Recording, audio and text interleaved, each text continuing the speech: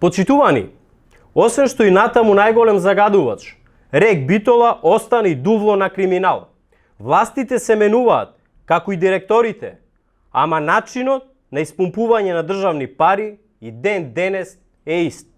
Истражувачките стори на медиумите покажуваат дека релациите со бизнисмените не завршуваат. Се сеќаваме како Груевски наредуваше тендерите да ги добијат Дзинго и Кочан, а сега гледаме дека блиски пријатели на Заеви убаво се омрсиле од бизнисот со Рек Битола. Како што објавија медиумите, фирмата СВ Инвест во собственост на блискиот пријател на Вице Заев, Стојан Чифлигаровски, си добивала тендери во 4 очи. И токму тој Чифлигаровски бил пријател и со директорот на Елем, а пак директорот Васко Ковачевски сега се крие од јавноста. Милиони евра се доделувале во 4 очи, без транспарентна постапка и процедура. Зошто Ковачевски се крие? Како се прави поделбата на тендерскиот колач? Зошто брзи постапки?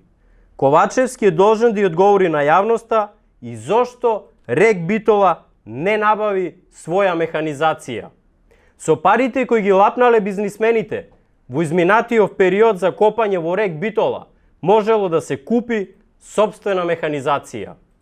Во Рек Битола тендери добиваат и фирми кои добивали за време на претходната власт, а нивните собственици се поврзуваат со поранешниот началник на УБК Сашо Мијалков.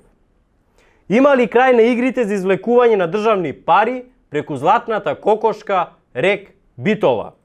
Постојат сериозни индиции за местење тендери и го охрабруваме обвинителството да ги истражи сите сомнежи и сите сомнителни постапки. Благодарам.